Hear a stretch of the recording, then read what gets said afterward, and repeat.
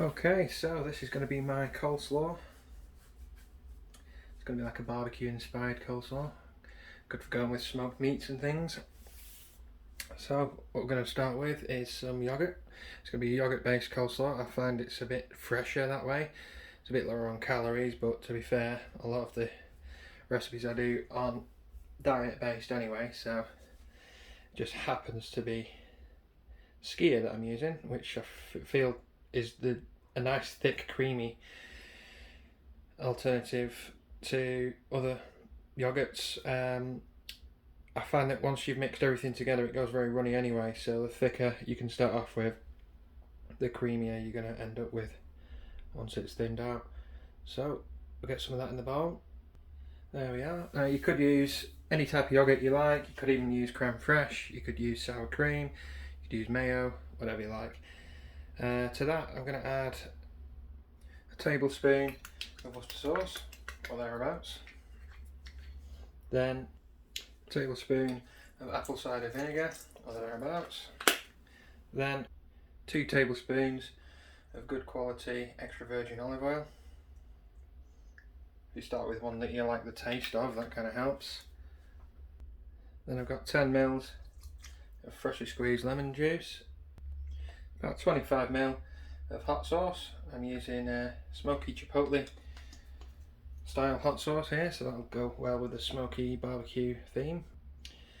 And in here I've got 10 grams of barbecue rub, again I use my own, and I've got 30 grams of white granulated sugar, some freshly ground black pepper, and 10 grams of salt. So let's give that a stir.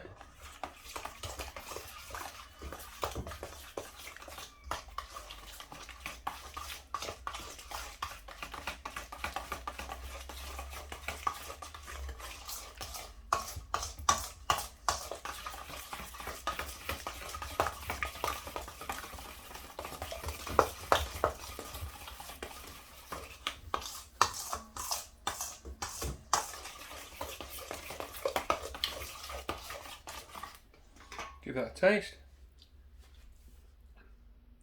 Oh wow, a party of flavours going on there. So now I'm going to add some shredded carrot, cabbage and onion. I'm using red cabbage and red onion as well as the carrot instead of white cabbage and white onion, but you can use anything you like. Okay, then just got a little piece of stem ginger, and just going to dice that up.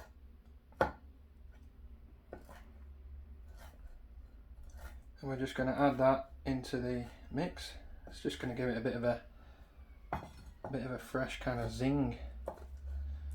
Stem ginger is obviously, if you've not tried it, it's sweet and mild in comparison to root ginger. It has got some of a kick to it, but not half as hot as root ginger. That'll be nice. Then we're going to do the same with this apple. I'm just going to grate this into the mix. Okay, so that's the apples in. I've just peeled the apple and grated that straight into the bowl. Then I'm going to do the same thing.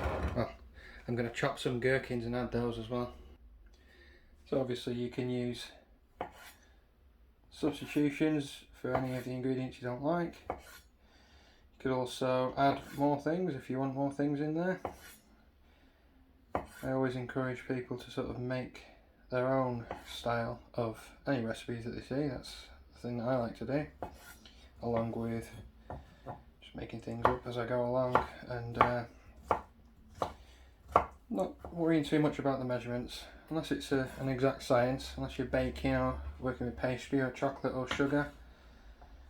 There is a little bit of science involved with smoking as well. You want to get your internal temperatures right, but other than that, anything you can just go by eye, I would say do that and have some fun.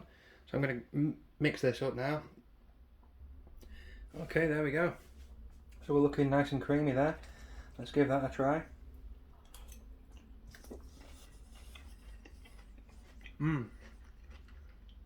Plenty of flavour there. A lot of things going on. Nice and crunchy. Nice and creamy, but light as well. A little bit of a kick. Some zings coming through. Very good. When you serve this, just sprinkle over some freshly chopped chives and some sesame seeds. And that's your coleslaw.